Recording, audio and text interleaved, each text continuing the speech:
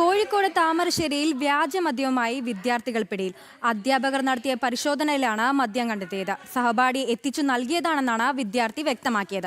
അച്ഛനാണ് മദ്യം നൽകിയതെന്ന് വിദ്യാർത്ഥി പോലീസിനോട് പറഞ്ഞിട്ടുണ്ട്. പരിശോധനയിൽ വീടിന് സമീപത്തു നിന്ന് 28 ലിറ്റർ വാറ്റ് ചാരായം പിടികൂടി.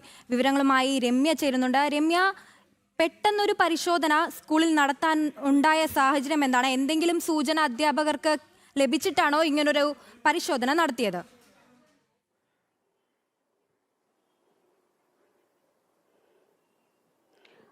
തീർച്ചയായും കൃഷ്ണപ്രിയ, അത്തരത്തിലൊരു സൂചന തന്നെ അധ്യാപകർക്ക് ലഭിച്ചിരുന്നു. കാരണം ഈ വിദ്യാർത്ഥികൾ ചിലർ ഈ സ്കൂളിൽ ഇത്തരത്തിൽ മദ്യം കൊണ്ടുവരുന്നുണ്ടോ എന്നുള്ള ഒരു വിവരം, രഹസ്യമായ ഒരു വിവരം അധ്യാപകർക്ക് ലഭിക്കുന്നു.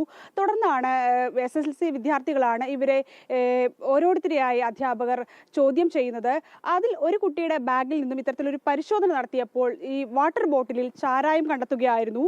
തുടർന്ന് ഈ വിദ്യാർത്ഥിയെ കൂടുതലായി ചോദ്യം ചെയ്തപ്പോഴാണ് തൻ്റെ സഹപാഠിയാണ് തനിക്ക് ഇത്തരത്തിൽ ഈ ഒരു വാറ്റ് ചാരായം നൽകിയതെന്ന് ഈ കുട്ടി മൊഴി നൽകുന്നത്.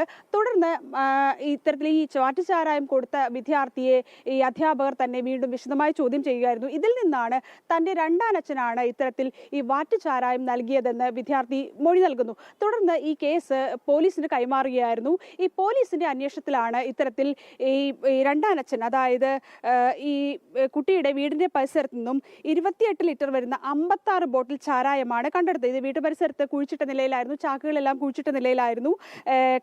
താമരശ്ശേരി കട്ടിപ്പാറ കേളൻ മൂലയിലെ റബ്ബർ തോട്ടത്തിൽ നിന്നാണ് ഇത്തരത്തിൽ, വീടിന് സമീപമുള്ള റബ്ബർ തോട്ടത്തിൽ നിന്നാണ് ഇത്തരത്തിൽ ഈ 56 ബോട്ടിൽ ചാരായം പോലീസ് കണ്ടെടുക്കുന്നത്.